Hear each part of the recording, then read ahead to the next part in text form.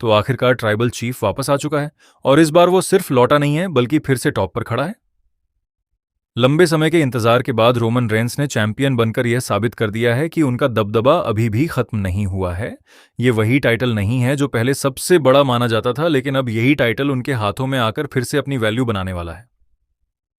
काफी समय से इसे सेकेंडरी समझा जा रहा था, लेकिन अब कहानी बदलने वाली है, क्योंकि जब रोमन रेंस किसी चीज को पकड़ते हैं तो वो अपने आप ही मेन इवेंट लेवल बन जाती है।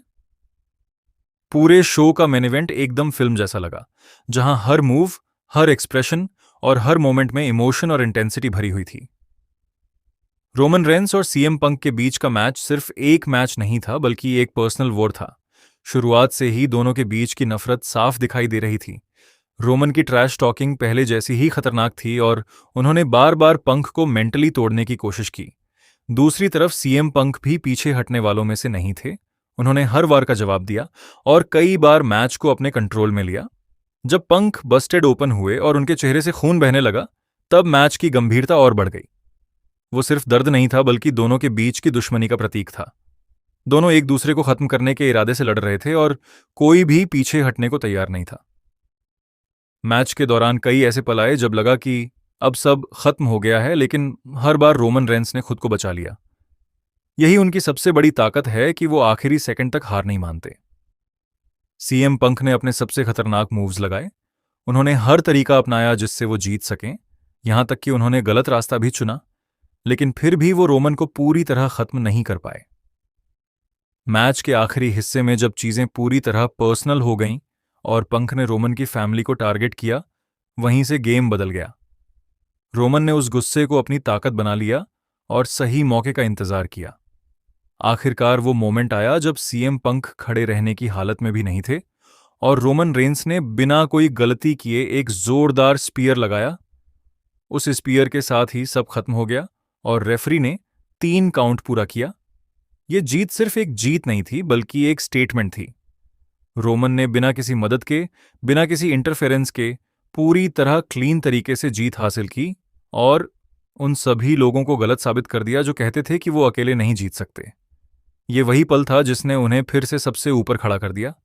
इस पूरे मैच की खास बात यह थी कि इसमें कोई फालतू इंटरफेरेंस नहीं था, कोई एक्स्ट्रा ड्रामा नहीं था। सिर्फ 2 सुपरस्टार्स थे जो अपनी पूरी ताकत और इमोशन के साथ लड़ रहे थे। इसी वजह से ये मुकाबला इतना खास बन गया और इसे बार बार देखने का मन करता है। ये उन मैचों में से एक है जो समय के साथ और भी ज्यादा यादगार बन जाते हैं। अब बात करते हैं उस मोमेंट की जिसने सबको चौंका दिया। ब्रॉक लेसनर का अचानक रिटायर होना किसी शॉक से कम नहीं था। मैच के बाद उनका रिंग में बैठना, अपने बूट्स उतारना और इमोशनल हो जाना, ये सब ऐसी चीजें थीं जो हमने उनसे पहले कभी नहीं देखी थीं। पॉल हेमन का आकर उन्हें गले लगाना और खुद रो पड़ना इस पल को और भी भारी बना देता है। जब लेसनर ने क्राउड की तरफ देखा और उन्हें थैंक यू कहा, तब साफ समझ आ गया कि यह सिर्फ एक स्टोरी लाइन नहीं है, बल्कि एक असली विदाई है। लेसनर हमेशा से एक ऐसे सुपरस्टार रहे हैं जो ज्यादा बोलते नहीं हैं, लेकिन अपने एक्शन से सब कुछ कह देते हैं। उनका इस तरह रिंग छोड़कर जाना यह दिखाता है कि एक युग खत्म हो चुका है। हो सकता है रेसलिंग की दुनिया में कुछ भी कभी पूरी तरह खत्म ना हो, लेकिन इस तरह का फेयरवेल बहुत कुछ कह जाता है। अगर वो वापस आते भी हैं तो वो फीलिंग शायद कभी वैसी नहीं होगी। पूरे शो को देखा जाए तो ये एक ऐसा इवेंट था जिसने फैंस को वो सब कुछ दिया जिसकी उन्हें उम्मीद थी। रोमन रेंस का फिर से टॉप पर आना, एक क्लीन और पावरफुल मेन इवेंट और ब्रॉक लेसनर जैसी लेजेंड का इमोशनल फेयरवेल, ये सब मिलकर इसे एक यादगार रात बना देते हैं। अब आगे क्या होगा?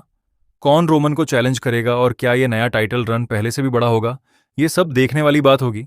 लेकिन फिलहाल के लिए इतना जरूर कहा जा सकता है कि ट्राइबल चीफ वापस आ चुका है और बिजनेस एक बार फिर सही दिशा में जा रहा है।